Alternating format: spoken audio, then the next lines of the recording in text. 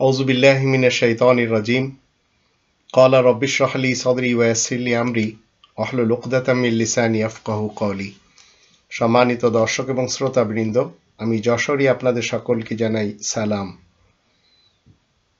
কোরআনের মুহাম্মদ এটি একটি উপাধি, এটি কোনো নাম নয়। কিন্তু নামের কোনো মুহাম্মদ ব্যক্তি আল্লাহ তাআলার রাসূল নয়, এটি আপনাকে জানতে হবে। এটি শুনতে যদিও তিতা লাগছে আপনাদের, তবুও কিন্তু মেনে নিন এটি সত্য। কোরআনের মুহাম্মাদুর রাসূলুল্লাহর যে চরিত্র সেটি আমরা দেখব, আর ইতিহাসের মুহাম্মদ নামক ব্যক্তির চরিত্র সেটিও আমরা একটু জানব। পৃথিবীতে একটি মানুষ অস্ত্র নেয় কখন? যখন তার শত্রু থাকে। আর রবের কোনো একজন রাসূল, কোনো একজন নবী এরা হাতে তলোয়ার নেয় না, এরা হাতে নেয় এই অস্ত্র। তাই তাদের ক্যারেক্টার নিয়ে কোরআন 3 নম্বর সূরা আলে ইমরান এর 159 নম্বর আয়াতে বলছে, ফাবিমা রহমাতিম মিনাল্লাহি লিনতা লাহুম ওয়ালাউ কুনতা ফাযযান গালিযাল কলবি লানফাদ্দু মিন হাওলিক ফাআফু আনহুম ওয়াস্তাগফির লাহুম ওয়াশাবিরহুম ফিল আমর ফাইযা আযামতা ফাতাওয়াক্কাল আলাল্লাহ ইন্নাল্লাহা ইউহিব্বুল মুতাওয়াক্কিলিন। আর এই যে আল্লাহ তাআলার মেহেরবানি, তারা তোমার মতো কোমল হৃদয়ের অধিকারী লোক পেয়েছে। তুমি যদি রুক্ষ মেজাজ এবং কঠিন অন্তরের লোক হও, তাহলে তারা তোমার চারপাশ থেকে দূরে সরে যাবে। তাদেরকে ক্ষমা করে তাদের জন্য তুমি ক্ষমা চাইতে থাকো, কাজকর্মে তাদের সাথে পরামর্শ করো, স্থির সিদ্ধান্তে পৌঁছার পরে আল্লাহ তাআলার উপরে ভরসা করো। আল্লাহ তাআলার উপরে যারা ভরসা রাখে, আল্লাহ এমন ভরসাকারীদেরকে খুব ভালোবাসেন, এই কথা নিশ্চিত। কোমল হৃদয়ের অধিকারী হন প্রত্যেকটি নবী এবং রাসূল। তাই ইসলামের ব্যাপারে তাদের কাছে কোনো ধরনের কি নেই? কোরআন বিরোধী কর্মকাণ্ড নেই। ইসলাম কখনো ওনারা লুকাবেন না। যেমন 3 নম্বর সূরা আলে ইমরানের 161 আয়াতে বলা হচ্ছে, ওয়ামা কানা লিনাবিয়্যিন আন ইয়াগুল্লা ওয়ামান ইয়াগলুল ইয়াতি বিমা গাল্লা ইয়াওমাল কিয়ামা সুম্মা তুওয়াফা কুল্লু নাফসিন মা কাসাবাত ওয়া হুম লা ইউজলামুন। কোন বিশেষ খবরদাতা নবীর কাজ এ নয় যে সে কিছু গোপন করবে। যে কেউ কোনো কিছু গোপন রাখবে, সে তো কিয়ামতের দিন লুকানো সব জিনিস নিয়ে হাজির হতে বাধ্য হবে। তারপরে সবাই পুরোপুরি পাবে যা কিছু সে অর্জন করেছে। তাদের উপরে মোটেই জুলুম করা হবে না। এখন আপনি যদি মনে করেন যে আপনার হাতে অস্ত্র নিতে হবে, তাহলে বুঝতে হবে আপনার অনেক শত্রু রয়েছে। রব্বুল আলামিন 24 জন নবী রাসূলদেরকে পাঠিয়েছেন, এদের কারোর হাতে কখনো অস্ত্র থাকে না। 3 নম্বর সূরা আলে ইমরান এর 164 আয়াতে বলা হচ্ছে, লাকাদ মান্নাল্লাহু আলাল মুমিনিন ইয বাআসা ফীহিম রাসূলাম মিন আনফুসিহিম ইয়াতলু আলাইহিম আয়াতিহি ওয়া ইউযাক্কিহিম ওয়া ইউআল্লিমুহুমুল কিতাবা ওয়াল হিকমা ওয়া ইন কানু মিন ক্বাবলু লাফি দালালিম মুবিন। অবশ্যই মুমিনদের উপরে আল্লাহ এভাবে মেহেরবানি করেছেন, তাদের মধ্য হতে তাদেরই জন্য বার্তাবাহক মেসেঞ্জার, বার্তাবাহক রাসূল, বার্তাবাহক অ্যাম্বাসেডর প্রেরণ করেন, যে তাদেরকে পড়ে শোনায় আল্লাহ তাআলার আয়াতসমূহ, তাদেরকে পবিত্র করে অপবিত্র মতবাদ থেকে, এবং তাদেরকে লিখিত আল কিতাব এবং আল কিতাবের বিজ্ঞান শিক্ষা দেয়, যদিও অতীত থেকে তারা প্রকাশ্য গুমরাহির মধ্যে কাটায়। এখন কোরআনের 3 নম্বর সূরা আলে ইমরানের 144 আয়াতে যখন আমরা দেখি, সেখান থেকে আমরা বুঝতে পারি যে মুহাম্মদ এই যে চরিত্র, এটি সব সময়কার জন্য জীবিত। কিভাবে? এখানে বলা হচ্ছে, ওয়ামা মুহাম্মাদুন ইল্লা রাসূল। আর আয়াত প্রচারের কারণে প্রশংসিত উপাধি ধারণকারী মুহাম্মদ একজন বার্তাবাহক রাসূল ব্যতীত আর কিছু না। এই মুহাম্মদ উপাধি চরিত্র। কদ খালাত মিন ক্বাবলিহির রাসূল। মুহাম্মাদের পূর্বে সকল বিশেষ বার্তাবাহক রাসূলগণ অতীত হয়ে গেছে। আফা ইম মাতা আও কুতিলা, তাই সে যদি মৃত্যুবরণ করে অথবা তাকে হত্যা করা হয়, ইনকালাবতুম আলা আকাবিকুম, তাহলে তোমরা পিঠ ফিরে যাবে, পিছনের দিকে চলে যাবে, 1400 বছরের ইতিহাসে যাবে। ওয়া ইয়ানকালিব আলা আকিবাইহি ফালা ইয়াদুরুল্লাহ শাইআ ওয়া সায়াজজিল্লাহু শাকিরিন। যদি কেউ পিঠ ফিরে যায় তাহলে তাতে আল্লাহ তাআলার কিছুমাত্র ক্ষতি হবে না, আর যারা কৃতজ্ঞতা প্রকাশ করে এমন বান্দাদেরকে আল্লাহ শীঘ্রই পুরস্কার দিবেন। তো এই কোরআন মতে মুহাম্মদ একটি উপাধি চরিত্র। এই চরিত্রটাকে অর্জন করার জন্য আপনাকে আয়াত প্রচার করতে হয়। আপনি যদি আয়াত প্রচার করতে পারেন তাহলে আপনি কি হবেন? মুহাম্মদ। তো আয়াত প্রচারের কারণে প্রশংসিত মুহাম্মদ আল্লাহ তাআলার বার্তাবাহক রাসূল হয়। এই আল্লাহ তাআলার বার্তাবাহক রাসূল আয়াত প্রচারের কারণে প্রশংসিত হয় আল্লাহ তাআলার পক্ষ থেকে।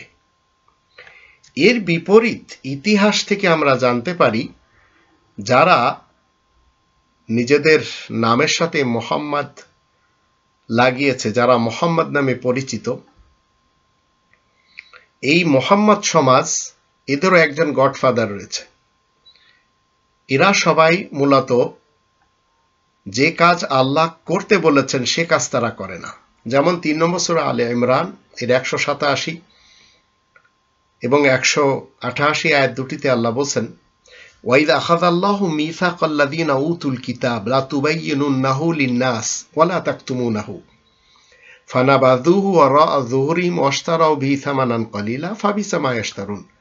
আল্লাহ যখন আল কিতাবের ধারক দাবিদার মুসলমান, শিয়া, সুন্নি, সালাফি, আহমাদি, কাদিয়ানি, বাহাই, আগাখানি, রাফিজি, বুয়েরি, দাউদি, এদের সকলের কাছ থেকে এই ওয়াদা নিলেন, তোমরা মানব সমাজের কাছে তা প্রকাশ করবে, মোটেই গোপন করবে না।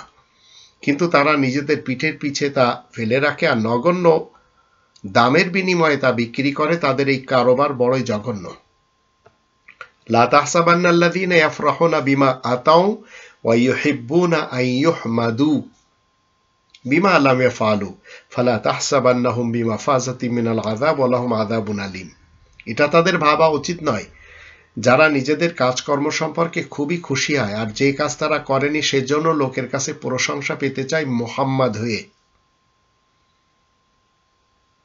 তো মুহাম্মাদুর রাসূলুল্লাহর চরিত্র ভিন্ন, আর নামে যারা মুহাম্মদ, ইবনে অমুক, মুহাম্মদ বিন সালমান, মুহাম্মদ বিন আব্দুল্লাহ, মুহাম্মদ বিন ইয়াকুব, মুহাম্মদ বিন ইউসুফ, এই টাইপের যত মুহাম্মদ আমরা দেখি, আল্লাহ বলেন যে এরা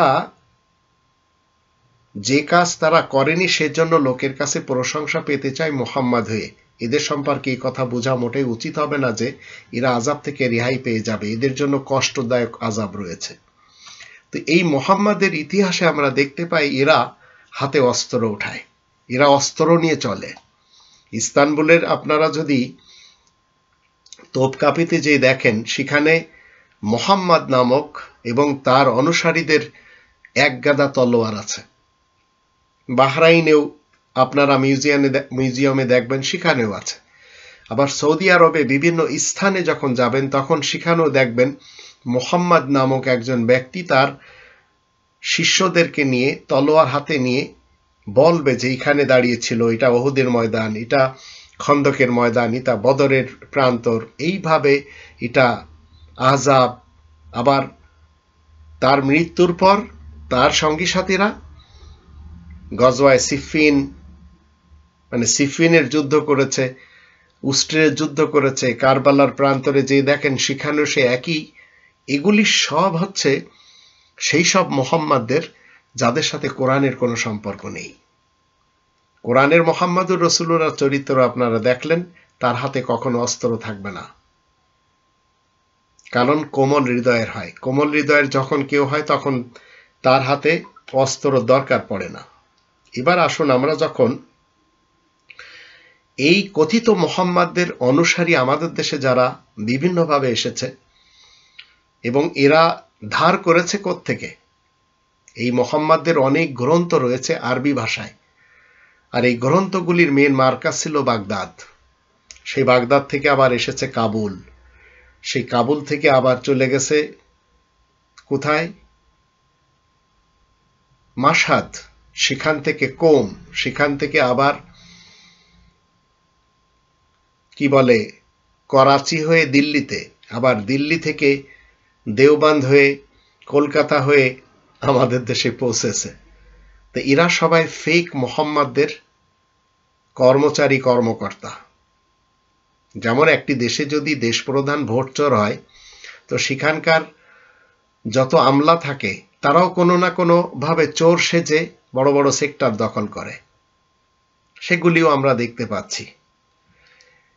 তো আমাদের দেশে এই মোহাম্মদদের নামে অনেক পীরদের খানকা আছে, আস্তানা আছে, ধর্মের স্টেশন আছে, ধর্মের খোয়ার মাদ্রাসা আছে। আবার এই মোহাম্মদদের বড় বড় 4টি ফিরকা আমাদের দেশে: সুন্নি মোহাম্মদী, সালাফি মোহাম্মদী, শিয়া মোহাম্মদী, আবার কাদিয়ানি মোহাম্মদী বা আহমাদী। এরা যে সমস্ত ওয়াজগুলি ডেলিভারি দেয় সেগুলি সব এন্টি কোরআন হয়, কোরআনের মোহাম্মদুর রসুল্লাহ ওয়া খাতামান নাবিয়িন দ্বারা সত্যায়িত হয় না। যেমন ধরুন ইনি বলছেন,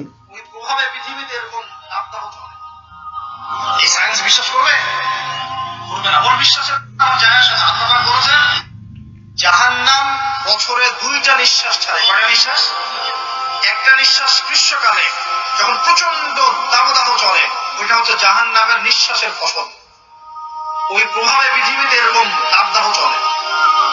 এই সায়েন্স বিশ্বাস করবে? করবে না। ওর বিশ্বাসের আমার যায় আসে না। আল্লাহ পাক বলেছেন সত্য, রাসূল বলেছেন সত্য।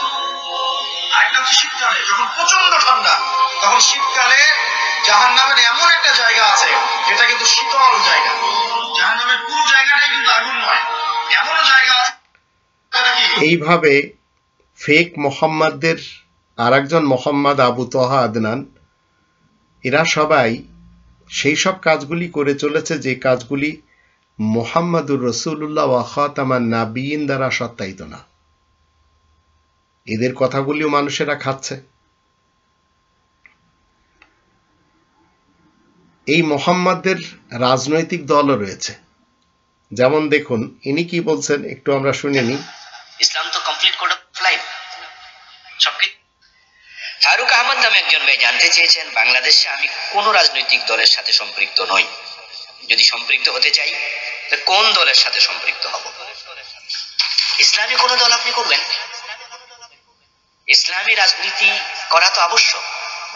রাসূলুল্লাহ সাল্লাল্লাহু আলাইহি ওয়াসাল্লাম তো রাজনীতি করেছেন। ইসলাম তো কমপ্লিট কোড অফ লাইফ, সবকিছু আছে।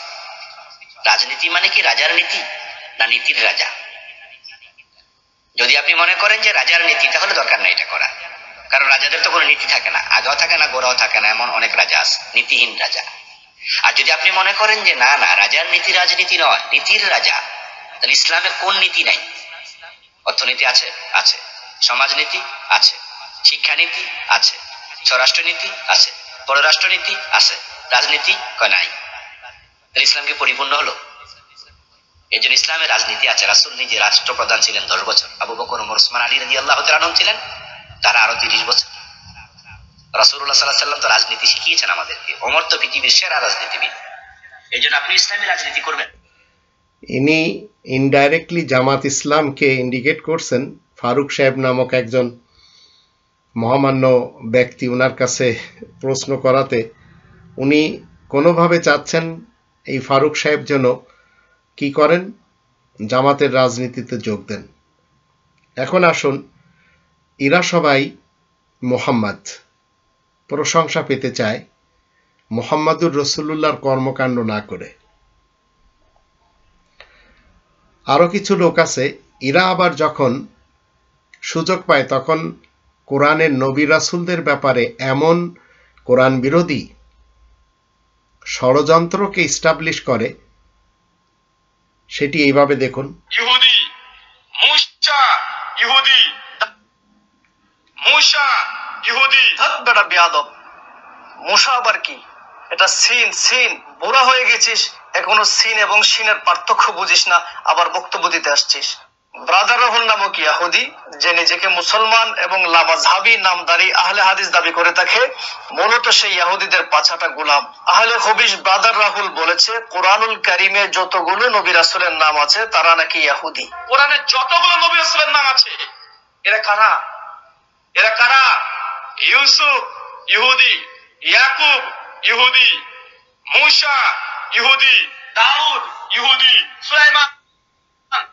এইভাবে এও একজন নতুন মোহাম্মদের আগমন, মোহাম্মদের জামাতের ভিতরে হিন্দুত্ববাদী একজন বা হিন্দুইজমের একজন না খেয়েই মরত, দেখছে যে এখানে গেলে দুটো খাওয়া যাবে, তাই সে হিন্দুয়ানি মুসলমান হয়ে সে কিনা কোরআনের নবীদেরকে ইহুদি বানাচ্ছে, যেগুলি কোরআনের চলমান মুহাম্মদুর রাসূলুল্লাহ ওয়া খাতামান নাবিয়িন দ্বারা সত্যায়িত না। এইভাবে একের পর এক আমাদের দেশে মুহাম্মদদের আগমন, যা আমরা দেখতে পাচ্ছি।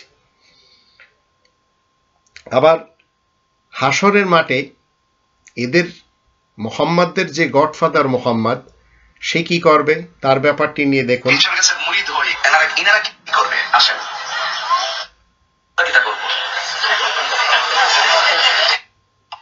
দর্শক, ভিডিওটি মনোযোগ সহকারে শুনুন এবং আপনার গুরুত্বপূর্ণ মতামতটি কমেন্ট বক্সে প্রদান করুন। মাঠে নবীজি সুপারিশ করবে, ফিরসে আমরা কি তা করবো? এই প্রশ্নটা পুরান ছেলে মারতে পারে হুদা গো।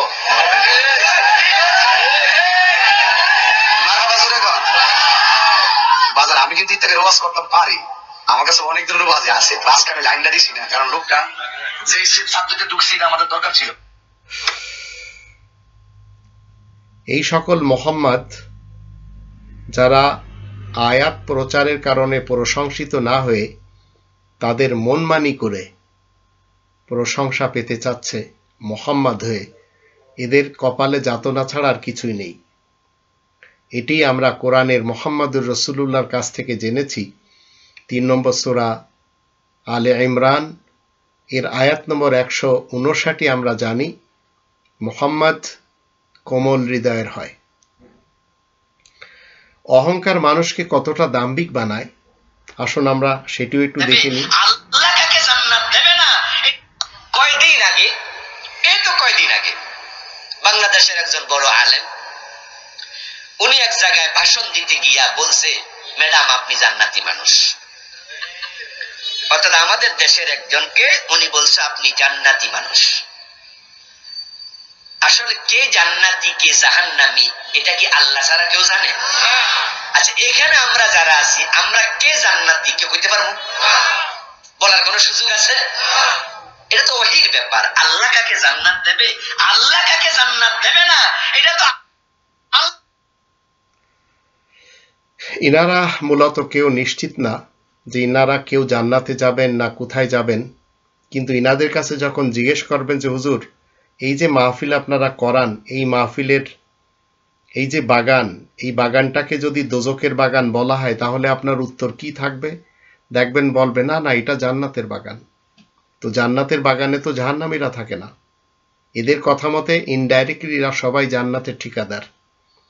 কিন্তু যখন দেশপ্রধানের ব্যাপারে একজন মৌলবী বলছেন শেখ হাসিনা উনি তো জান্নাতি, তো ইনি ওই নামটি ব্যক্ত করতে চাচ্ছেন না, কিন্তু সেই হুজুরকে ধুলাই দেওয়ার চেষ্টায় আছেন। এবার আসুন আমরা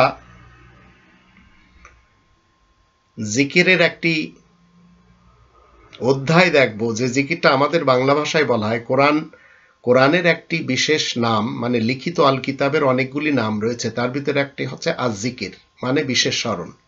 কিন্তু জিকির যখন চরমনের সাথে যায় তখন সেটা নাচানাচি, তখন সেটা আল্লাহু অথবা হালকা জিকির বা এই টাইপের যা হয়, কিছু দোয়া দরুদ মন্ত্রপাঠ এগুলি সব চলে। আরো কি চলে সেটিও একটু দেখে নেওয়া যাক। মুরব্বির পায়জামা না পরে লুঙ্গি থাকতো।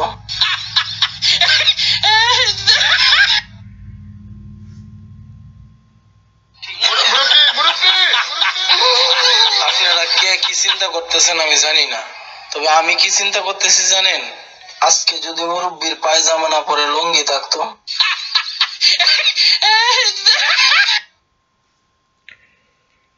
ইনিও যাকে মেনে চলছেন তিনিও একজন মোহাম্মদ।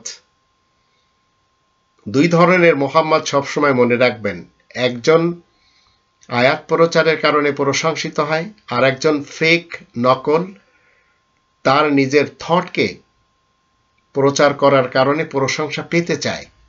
তাই কোরআনের শব্দটা কি? আইয়ুহমাদু। এরা অনেকগুলি মোহাম্মদ আছে, আর এদের গডফাদার একজন। এবার আসুন, এই যে ধর্মের যে সমস্ত ব্যবসায়ী মোল্লারা, এরা যে সমস্ত ধর্মগুলি আমাদের দেশে প্রচার এবং প্রসার করে চলেছে, এদের ধর্মগুলির ভিত্তি হচ্ছে এই যে মোহাম্মদগুলি, এদের একজন গডফাদার আছে, তার নামের হাদিস, তার নামের ফলসাফা, তার নামের রিওয়ায়াত। এরা যখন এই টাইপের শিক্ষা দেয়, আর এই বাসে চড়া জিকির যখন ক্ষুদে শিশু কোথাও দেখে নেয়, তখন সেই ক্ষুদে শিশু কাউকে না বলে সেও চেষ্টা করে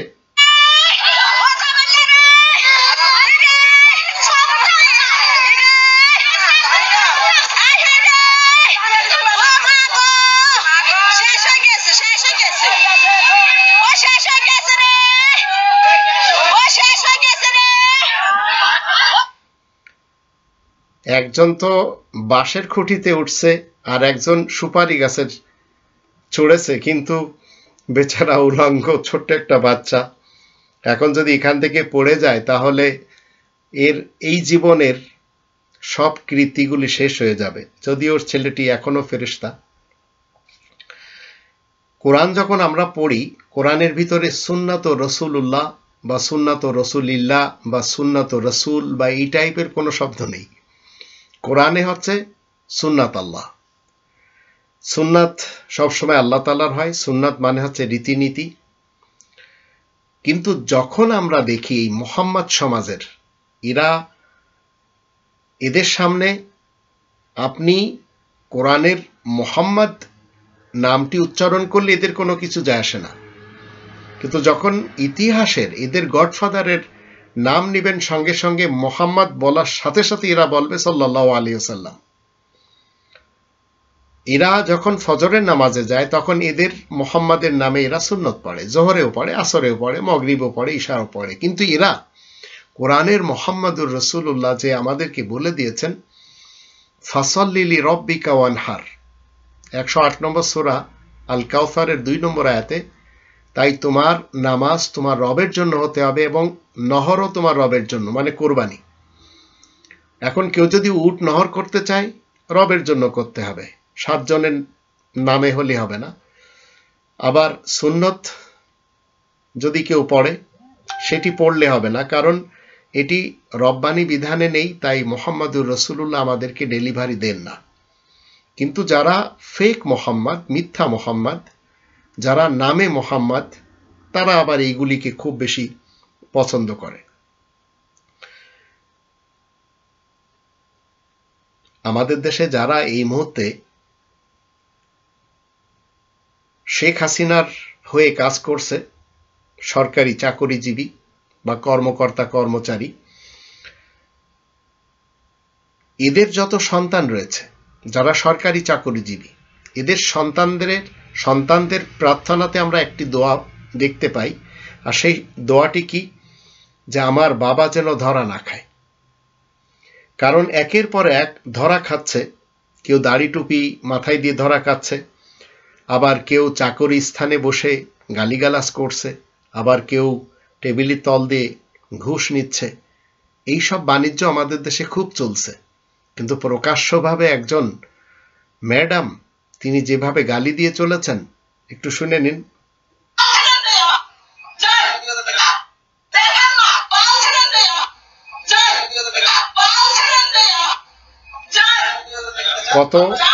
কতটা মানে সরকারি চাকরিজীবীর মুখের ভাষা কতটা অশ্লীল এবং নোংরা হলে, এবং কতটা বাধার সম্মুখীন হলে এইভাবে ভাষা মুখ থেকে বের করা যায়, তাও একটি অফিসে বসে।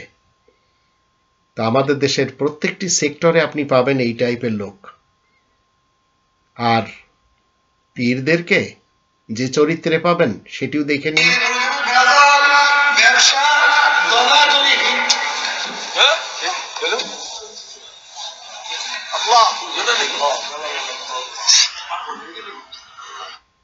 এরা সবাই কিন্তু মোহাম্মদ, এরা আসল মোহাম্মদুর রসুল্লাহ ওয়া খাতামান নাবিয়িনের দিকে আসবে না।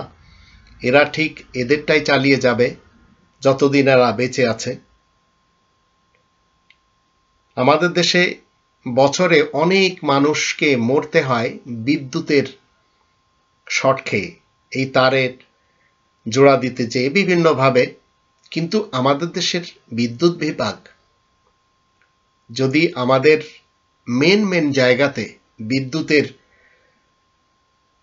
পদ্ধতি এইভাবে রাখা সম্ভব হতো, তাহলে মানুষ মারা তো দূরের কথা, একটি প্রাণীও মরত না। উন্নত বিশ্বে এরা করেছে, কিন্তু আমাদের দেশের যারা মনে করেন যে দেশ ডিজিটাল হয়েছে, তো শুধু অশ্লীলতার দিক থেকে দেশ ডিজিটাল, মানুষকে খুন করার, গুম করার, হত্যা করার দৃষ্টিতে এবং এই দিক থেকেই ডিজিটাল হয়েছে। আর যত অশ্লীলতা রয়েছে সেদিক থেকে 1 নম্বর এবং চ্যাম্পিয়ন একটি দেশ আমাদের। 4 নম্বর সূরা নিসার 45 নম্বর আয়াত মতে যদি আপনি এবং আমি আল্লাহ তাআলাকে অভিভাবক বানিয়ে নিতে পারি, আর তিনি অভিভাবক হিসেবে যখন আমাদের হয়ে যাবেন, তাহলে মনে রাখবেন যে তিনি আমাদের জন্য যথেষ্ট। এর জন্য যেসব মুহাম্মাদেরা বিভিন্ন মাহফিল করে বেড়াচ্ছেন, বিভিন্ন ফতোয়া দিয়ে বেড়াচ্ছেন, এদের পিছনে আমাদের যাওয়ার সময় লাগবে না, যাওয়ার একটু দরকারও পড়বে না। কোরআনের মুহাম্মাদুর রাসূলুল্লাহ ওয়া খাতামান নাবিয়িনের পিছনে আসতে গেলে আপনাকে কিছুটা খারাপ সময় পার করতে হতেও পারে, কারণ আপনাকে তো সংগ্রাম করে কোরআন শিখতে হবে। কোরআনের 5টি দাবি রয়েছে। কোরআনের উপরে বিশ্বাস করতে হবে, কোরআনের ভাষায় কোরআন জানতে হবে, মাতৃভাষায় কোরআন জানতে হবে, কোরআন মতে জীবন কাটাতে হবে এবং কোরআনে তাবলীগ করতে হবে। এজন্য আপনাকে কিছুটা হলেও সংগ্রাম করতে হবে এবং আপনাকে কষ্ট করতে হবে। কিন্তু অভাবী মানুষ যারা আমাদের দেশে, এরা অভাব দূর করতে পারে না, তাই কোরআনের এই 5টি দাবি অনেক ক্ষেত্রে তাদের শিখতে অনেক কষ্ট হয়। তবে লোভী মানুষ যারা, তাদের অভাব কিন্তু কখনো শেষ হয় না, তাই তারা কোরআনের 5টি দাবির ধারে কাছেও আসবে না। এরা মনে করবে যে এইসব ধর্মের নামে যেসব মোহাম্মদ হুজুরেরা এসে যা কিছু ইসলামের নামে বলে, এইগুলি ঠিক আছে, কে এত ঝঞ্ঝাটে যাবে। এবং এদেরকে শিখানো হয়েছে কোরআন বুঝতে হলে হাদিস লাগবে। এখন যদি এদেরকে জিজ্ঞাসা করা হয়, তোমাদের যে গডফাদার যে মোহাম্মদ, সে কোরআন বোঝার জন্য কোন হাদিস ব্যবহার করেছে, তখন কিন্তু আবার এদের কাছে কোনো উত্তর থাকে না। তো যখন আমি এই সব কথাগুলি বলি, তখন কি হয়, আমাকে গালি দেয়, গালি শুনতে হয়। আমার জানের শত্রু যারা হয়েছে, তাদের ভিতরে আমার আপন ভাই বোনদেরও আমি দেখতে পাচ্ছি।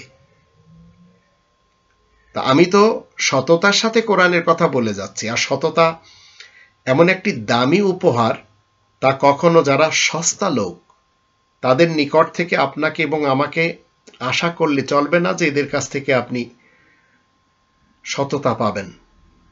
কোরআনের কথা আপনি বলে যান, তাতে যতই আপনার কষ্ট হোক, কিন্তু আপনাকে বলে যেতে হবে। তবে আপনার নিজেদের ভাই বোনদের মধ্যে এমন কিছু লোক পাবেন যারা আপনাকে ক্ষতি করার নেশায় রাত দিন এক করে দেবে। তাদের 12টা বেজে যাক, তাতে তাদের কোনো সমস্যা নেই, কিন্তু আপনাকে ক্ষতি করে ছাড়বে। তো যারা এই ধরনের পদক্ষেপ নেয়, এই ধরনের রাস্তায় যারা চলে বা এই নেশা যাদের একবার পেয়ে বসে, মনে রাখবেন তাদের অস্তিত্ব ধ্বংস না হওয়া পর্যন্ত তাদের হুঁশ ফিরবে না। আর এটি পরীক্ষিত, এটি আমাদের দেশে এই ধরনের লোকদের অভাব নেই। আর যারা প্রবাসী, তাদের সবচেয়ে বেশি এই জিনিসগুলি ফেস করতে হয়।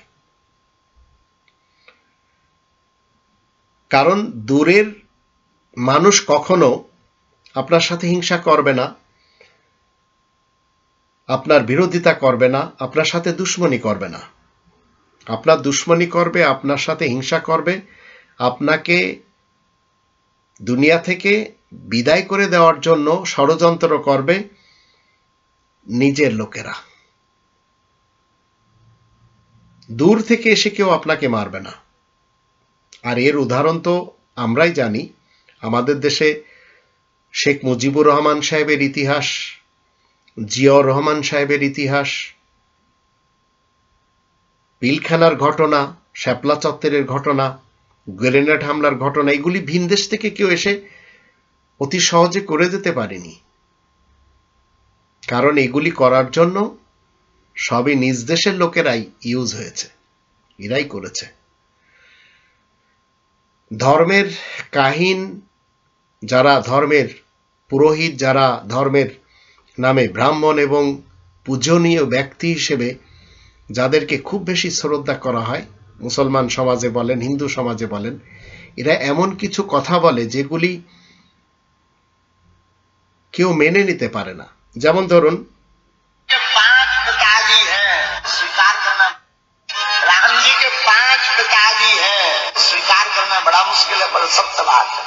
सरस्वती जी ब्रह्मा जी की पुत्री भी लगती हैं, पत्नी भी लगती हैं। अब आप राम जी के 5 पिताजी हैं। সরস্বতী এবং রামের নিয়ে যে মিথ্যাচার ইনারা করে গেলেন, ইনাদের কথাও মানুষেরা শুনছেন, ইনারাও প্রশংসা পেতে চাচ্ছেন মুহাম্মদ হয়ে। আবার ধ্বংসাত্মকমূলক কর্মকাণ্ড তো করে চলেছেন এক শ্রেণীর লোক, খাদ্য খাবারও ঠিক একই কায়দায় করে চলেছেন। যেমন ধরুন, ওদের উপরে তরমুজের রং করে সেটা বিক্রি করতেছে। এটা এত পরিমাণে শেয়ার করবেন যেন সকল মানুষ সতর্ক হয়ে যায় এবং তরমুজ কেনার সময় তরমুজ কেটে দেখে তারপরে কিনে। অবশ্যই লাইক কমেন্ট শেয়ার করে দিন।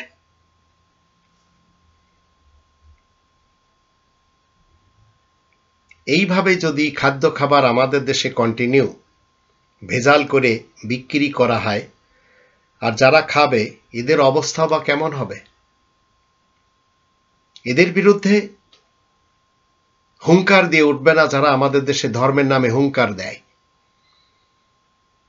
শাইখুল হাদিস, ইবনে শাইখুল হাদিস, ওনার মতবাদ, ওনার মেইন মোহাম্মদ সাহেবকে নিয়ে কি মতবাদ শুনুন।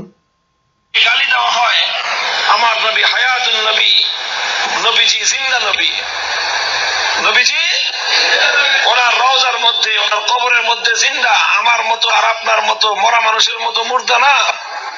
নবীজির কবর যদি এখন খনন করা হয়, খোদার কসম খেয়ে বলে আমার নবীর দেহ ওইভাবে আছে যেইভাবে 1400 বছর আগে নবীজিকে মাটির মধ্যে রাখা হয়েছিল। ইনিও একজন মোহাম্মদ। আয়াত প্রচার না করে ইনারা আইয়ুহমাদু, মোহাম্মদ হওয়ার দাবিদার। আর ইনাদের গডফাদারের ব্যাপারে মিথ্যা একটি স্টেটমেন্ট দিয়ে গেলেন, আর তার ভক্তরা গিলে গেলে খেয়ে নিল। প্রত্যেকটি ফিল্ডে যখন আমরা এদেরকে দেখি তখন এরা সবাই এইভাবেই কথা বলে। আবার আসুন, যতদিন বিয়ে না হচ্ছে ততদিন এইভাবে থাকবো, বিয়ের পরে জামাই যেটা বলবে ওটাই। মানে জামাই যদি বলে এই গেটআপে থাকতে, এরকম জামাই গেটআপ ছেড়ে দাও, গেটআপ ছেড়ে দেবো। যদি বলে বন্ধুত্ব ছেড়ে দাও, তুমি চলে যাও। এই যে দুটি সন্তানকে দেখছেন, এরা কিন্তু মেয়ে, এরা গে হয়েছে এবং এরা যে গেটআপ তৈরি করে নিয়েছে সেটি এদের দুজনের পছন্দের। এরা আবার বিয়েও করতে চায়। এদের বিয়ে হওয়ার পরে এদের স্বামী যদি বলে এই গেটআপ সেটআপ একটু চেঞ্জ করো, তখন এরা আবার সেটা করবে। কিন্তু যদি বলে বন্ধুত্ব ত্যাগ করো, তাতে রাজি না।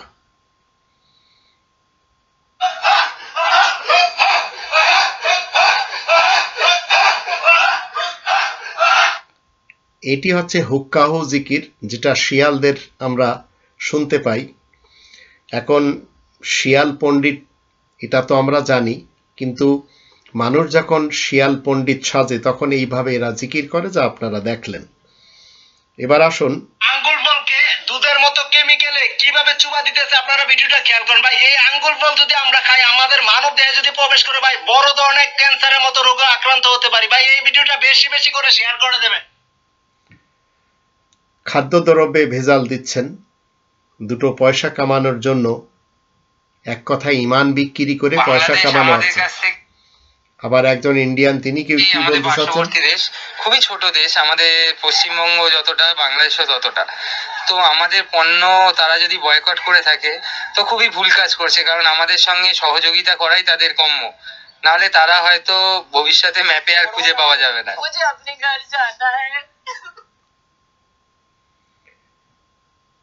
এগুলি আপনাদেরকে শোনানো হচ্ছে আপনারা যেন সচেতন হন। আর আমাদের সমাজে যারা এই দুর্নীতিগ্রস্ত, দুর্নীতিবাজ, ভ্রষ্টাচার এবং যারা নৈরাজ্য সৃষ্টি করে এবং ধর্মগিরি করে খায়, দুর্নীতিবাজ পলিটিশিয়ান এবং ধর্মজীবী মোল্লাদের মুখোশ উন্মোচন করা মূলত আমার কাজ। আর এর জন্য অনেক কিছু আপনাদেরকে আমি বিভিন্ন ভিডিওতে দেখাই। এবার আসুন,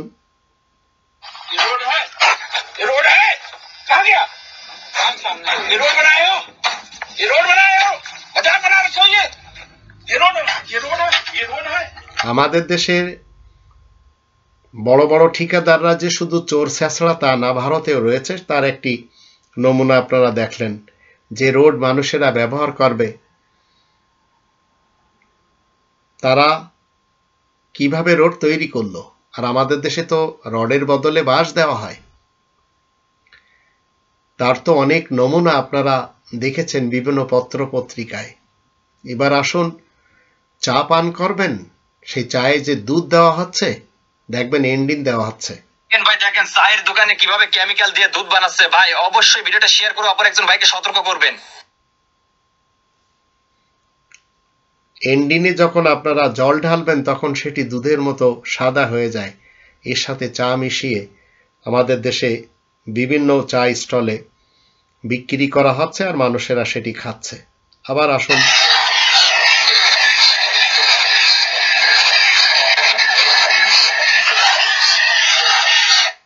এটি সুফিজমদের একটি হালকায় জিকির, যেটি নেচে নেচে জিকির করতে হয়, আবার বাজনা বাজিয়ে। আর আমাদের দেশে তো হাতে তসবিহ নিয়ে করতে হয়।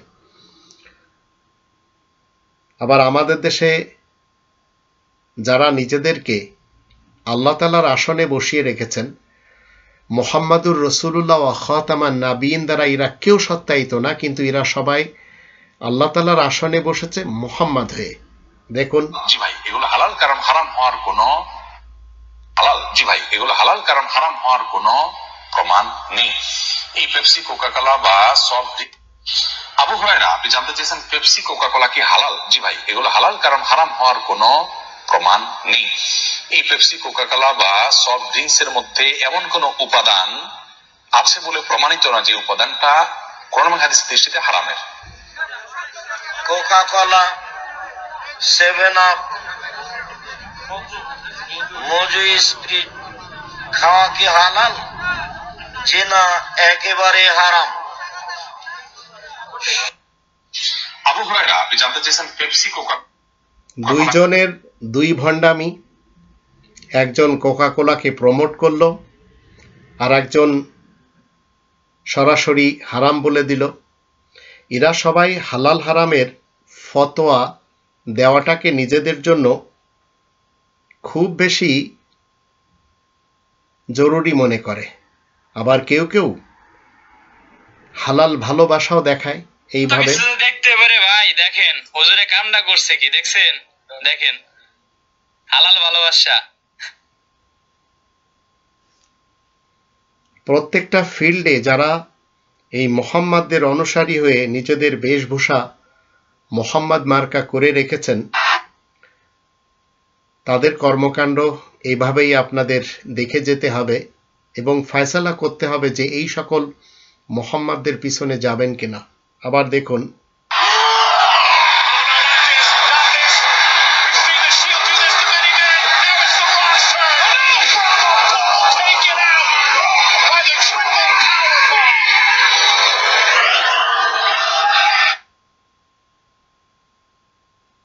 এরাই আমাদের দেশে ধর্মের বড় বড় সেক্টর দখল করে বসে আছে। আবার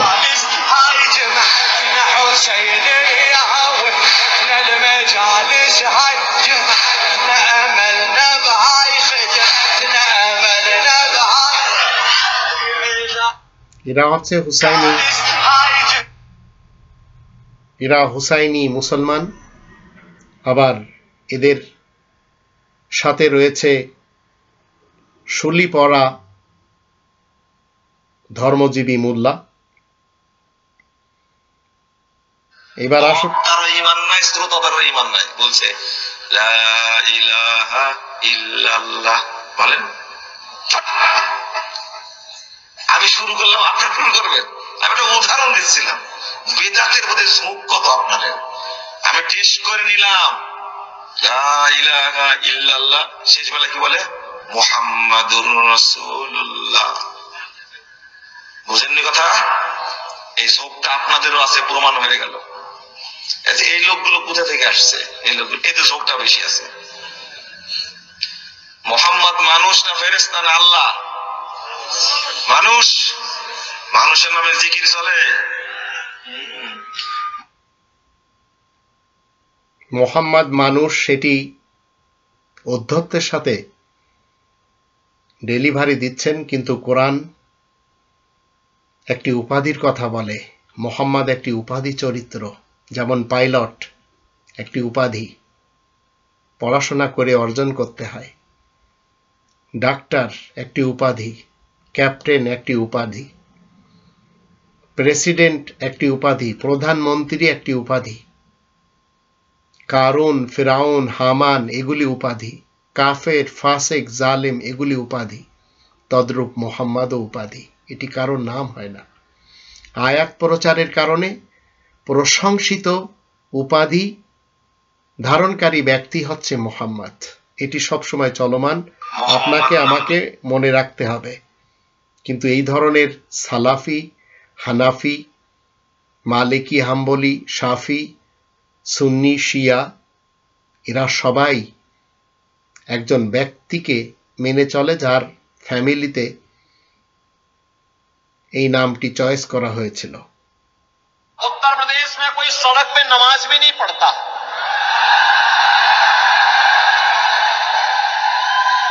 अब वहां मस्जिदों के भी माइक उतर गए। अगले 5 वर्ष में आप देखेंगे कि लोग भूल ही जाएंगे कि ये भी कोई चीज होती थी, कि चिल्लाहट होती थी, लोग परेशान होते थे। लोग যোগী আদিত্যনাথ যেসব কাজগুলি করেছে তার ভিতরে মসজিদে মাইক বন্ধ করে দিয়েছে, রোডে মুসলমানদের নামাজ পড়তে দেয়নি, আবার অপছন্দের মুসলমানদেরকে তাদের বাড়িঘর বুলডোজার দিয়ে শেষ করে দিয়েছে। এরকম ঘটনা আমাদের দেশেও ঘটেছে হিন্দুদের সাথে। এবার আসুন,